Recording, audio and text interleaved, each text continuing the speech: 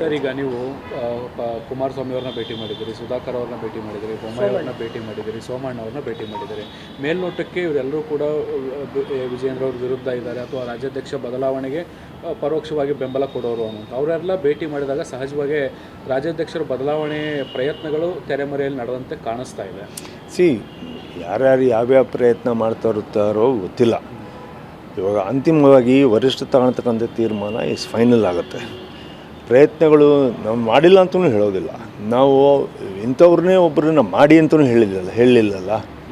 ಇವಾಗ ಯಾರನ್ನೋ ಒಬ್ಬರನ್ನ ಬದಲಾವಣೆ ಮಾಡಬೇಕು ಅಂದರೆ ನಮ್ಮ ಸ್ವಾರ್ಥಗಳಿದೆ ಅನ್ನೋದಾದರೆ ಟೀಮಿಗೆ ನಾವು ಯಾರ್ದಾರು ಒಬ್ಬರದ್ದು ಹೆಸರನ್ನು ಪ್ರೊಜೆಕ್ಟ್ ಮಾಡ್ತೀವಿ. ನಾವು ಪ್ರೊಜೆಕ್ಟ್ ಮಾಡ್ತಾಯಿಲ್ಲ. ನಾವು ಕರೆಕ್ಷನ್ಸ್ ಮಾಡಿದರೆ 2028ಗೆ it would be better and we don't have. ನಮಗೆ ಟೈಮ್ ಇಲ್ಲ ಅನ್ನೋದನ್ನು ಮಾತ್ರ ನಾವು ಅಪ್ಡೇಟ್ ಮಾಡ್ತೇವೆ. ಕುಮಾರಸ್ವಾಮಿ ಅವ್ರನ್ನ ಮೀಟ್ ಮಾಡಿರ್ತಕ್ಕಂಥದ್ದು ಕೆಲವು ವಿಚಾರವಾಗಿ ಮತ್ತು ವಿಶೇಷವಾಗಿ ನನ್ನ ಜಿಲ್ಲೆಯಲ್ಲಿ, ನಮ್ಮ ಶಿವಮೊಗ್ಗ ಜಿಲ್ಲೆಯಲ್ಲಿ VSLಗೆ ಅತಿಯಾಗಿರ್ತಕ್ಕಂಥ ಅವರು ಒತ್ತನ್ನು ಕೊಟ್ಟಿದ್ದಾರೆ.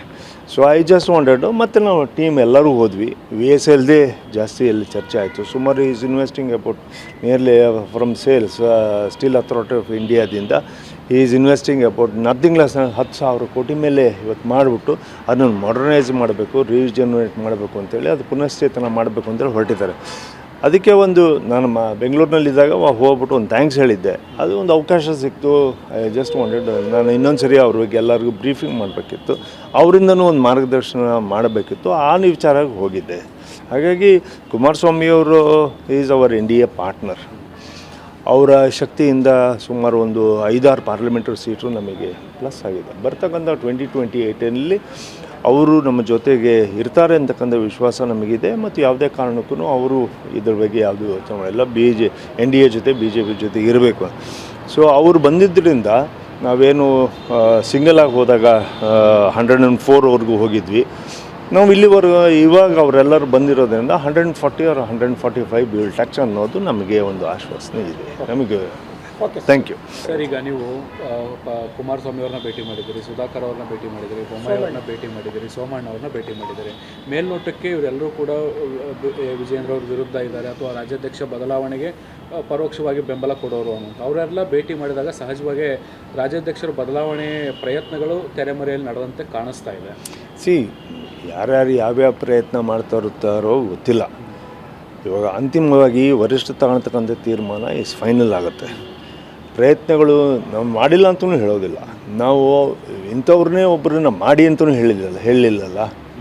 ಇವಾಗ ಯಾರನ್ನೋ ಒಬ್ಬರನ್ನ ಬದಲಾವಣೆ ಮಾಡಬೇಕು ಅಂದರೆ ನಮ್ಮ ಸ್ವಾರ್ಥಗಳಿದೆ ಅನ್ನೋದಾದರೆ ಟೀಮಿಗೆ ನಾವು ಯಾರ್ದಾರು ಒಬ್ಬರದ್ದು ಹೆಸರನ್ನು ಪ್ರೊಜೆಕ್ಟ್ ಮಾಡ್ತೀವಿ. ನಾವು ಪ್ರೊಜೆಕ್ಟ್ ಮಾಡ್ತಾಯಿಲ್ಲ.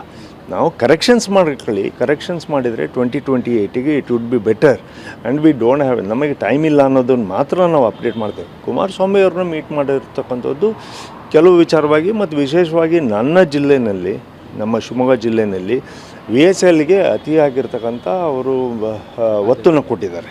So I just wanted. ಮತ್ತು ನಾವು ಟೀಮ್ ಎಲ್ಲರೂ ಹೋದ್ವಿ.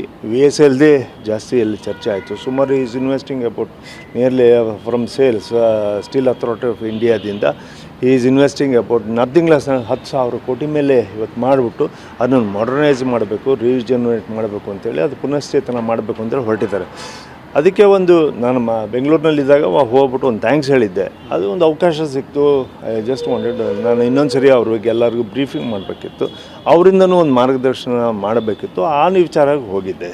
ಹಾಗಾಗಿ ಕುಮಾರಸ್ವಾಮಿಯವರು ಈಸ್ ಅವರ್ NDA ಪಾರ್ಟ್ನರ್. ಅವರ ಶಕ್ತಿಯಿಂದ ಸುಮಾರು ಒಂದು 5-6 ಪಾರ್ಲಿಮೆಂಟರಿ ಸೀಟು ನಮಗೆ ಪ್ಲಸ್ ಆಗಿದೆ. ಬರ್ತಕ್ಕಂಥ 2028ನಲ್ಲಿ ಅವರು ನಮ್ಮ ಜೊತೆಗೆ ಇರ್ತಾರೆ ಅಂತಕ್ಕಂಥ ವಿಶ್ವಾಸ ನಮಗಿದೆ. ಮತ್ತು ಯಾವುದೇ ಕಾರಣಕ್ಕೂ ಅವರು ಇದ್ರ ಬಗ್ಗೆ ಯಾವುದೂ ಯೋಚನೆ ಮಾಡಿಲ್ಲ. NDA ಜೊತೆ BJP ಜೊತೆ ಇರಬೇಕು. ಸೊ ಅವರು ಬಂದಿದ್ದರಿಂದ ನಾವೇನು ಸಿಂಗಲಾಗಿ ಹೋದಾಗ 104ವರೆಗೂ ಹೋಗಿದ್ವಿ. ನಾವು ಇಲ್ಲಿವರೆಗೂ ಇವಾಗ ಅವರೆಲ್ಲರೂ ಬಂದಿರೋದ್ರಿಂದ 140 or 145 ಬಿಲ್ ಟ್ಯಾಕ್ಸ್ ಅನ್ನೋದು ನಮಗೆ ಒಂದು ಆಶ್ವಾಸನೆ ಇದೆ ನಮಗೆ. Thank you.